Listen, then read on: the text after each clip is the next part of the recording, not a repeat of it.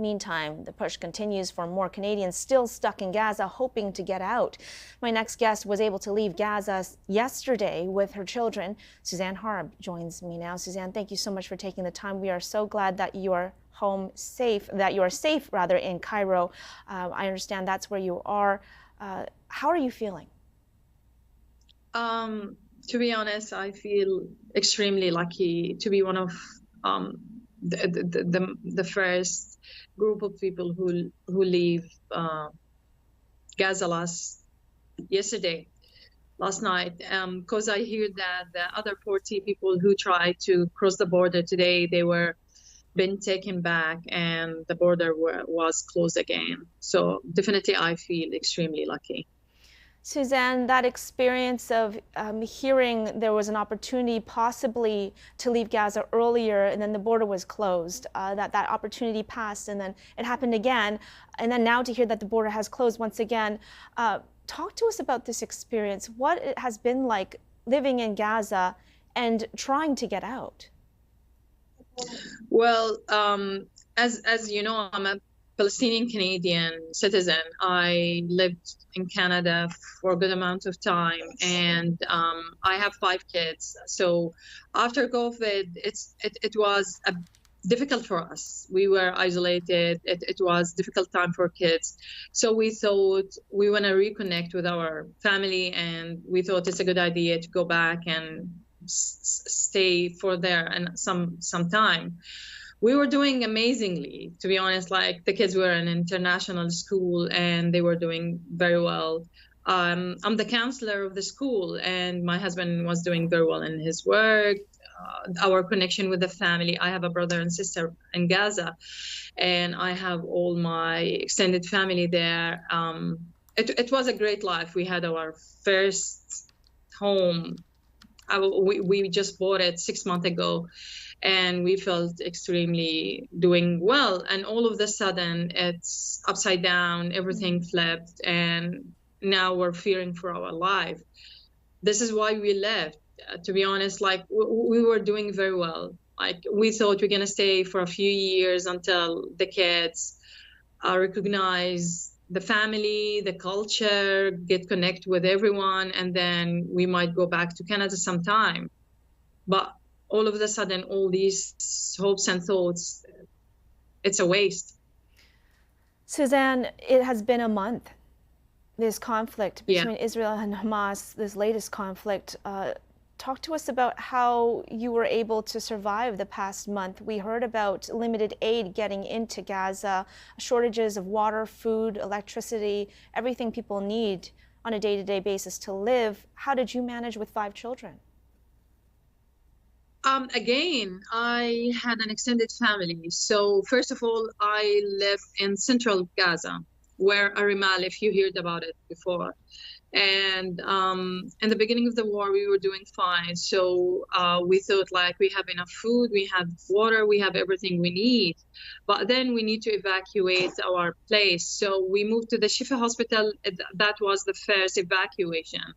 And then the Shifa hospital was bombed. Then we had to move to a close friend's house in Tel El Hawa. Then they start asking us to evacuate again because it's dangerous. We moved from Tel El Hawa, and that day we got a call from the embassy that Rafah border, it might open. So we went to Rafah, and we stayed until around 5 p.m. It's getting darker, and it was dangerous to go back to the city. So we decided to stay in Khan Younis with one of my relatives. The other morning, we woke up and it was like, oops, we can't go back to Gaza. I can't go back to my house. And so we decided to stay in south in Khan Younis.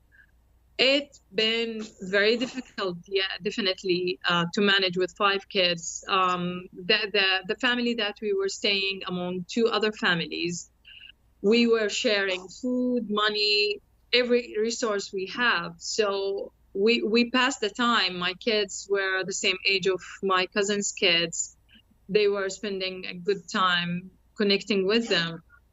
we were like eating whatever we have day by day, because there's no electricity, there's no clean water and all these things. So we had to manage day by day thing. So today we have some canned food, we're gonna eat it. Tomorrow we got lucky and we got a chicken or something, we're gonna cook it. It's a day by day situation. You wake up in the morning and whatever you have, you deal with it. Suzan, your husband has decided to stay behind. It was you, your 5 kids, and your husband, but your husband, Mansour, is remaining in Gaza. He did make the list, though. Why, first of all, did he decide to stay behind? And secondly, are you concerned that he might not be able to get out? To be honest, like, it's one of the most difficult decisions we had to choose in our life. Like, moving with the kids, without my husband, it was a heartbreak for me and for the kids and for him. But after we discussed the decision from all angles, and he was like, he's doing a great job by giving the outside world how is the true stories happening inside Gaza. And he has the language, he has the knowledge, and he lived in Western society, so he know how to deliver the message in the right way. And being someone in the middle, as just a civilian, he thought he can be heard from other people who just like him, to send message to the rest of the world that it's not something you should stay silent for. So I'm grateful, I'm proud of him, and at the same time, yeah, I am concerned, but this is something someone needs to do. It's very sad, because like I hear so much comments and people, they were talking about the situation from their perception as if we mean nothing. People in Gaza means nothing, just numbers. Like, it's been 30 days and over 10,000 people died. It's most of the city, it's not there anymore. We can't recognize it. When we left from our place to the border, I couldn't recognize the streets anymore.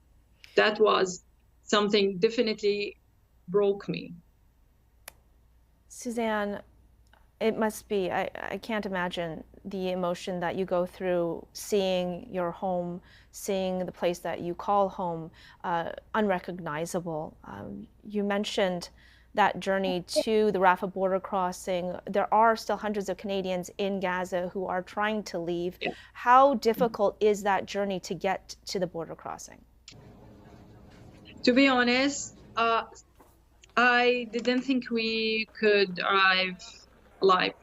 I was so scared. Like, it was like the whole ride from Khan Yunis to Rafah, I was praying that everything goes fine, we don't get bombed, because I hear there are too many people who tried to move from Khan Yunis to Rafah. They were a target, like a clear target for the Israeli bombs.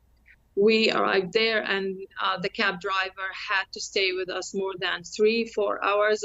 I can't recall, but like long time, to make sure that we're gonna cross the border, because he thought if he leaves and for some reason we didn't cross the border, we're gonna stuck there and we will have nowhere to go. So he was kind enough not to leave until he makes sure that we had to cross the border.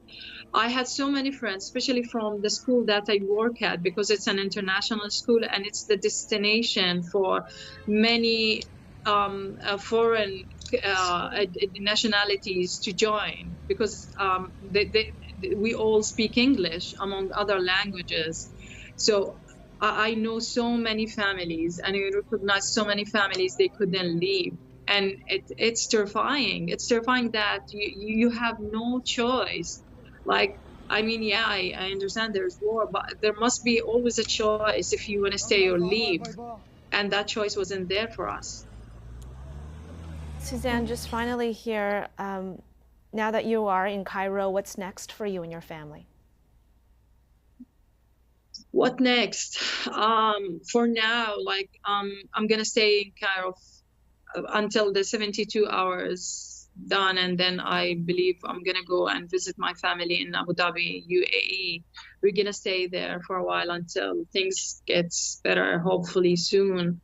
And definitely I'm planning to go back and be around the family and my husband. Like, I still have life there. I still have brothers and sisters who I don't know what happened to them. I want to make sure like things is okay.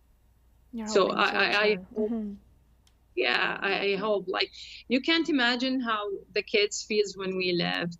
We were at the point that should we leave, should we stay, should we leave, should we stay, because you know the emotion that if you leave you don't know if you can go back to your place. Like, it's a torture, because when we moved out of Canada, like, it was like, okay, we're gonna move for a few years, we're gonna come back, as simple as that. So things shouldn't be difficult. Like, I want to stay here and then I'm gonna go somewhere else. It should be as simple as that. But when we left, our heart were broken. We don't know if we can come back, but definitely we were hoping things gets better soon and we can reunite with the family. Suzan Harb, thank you so much for taking the time today to speak with us. Once again, we are glad to hear that you and your children are safe. We hope for the best for your husband and hope for that you can reunite with him as well. And good luck. Thank you so much, Suzan. Thank you for having me.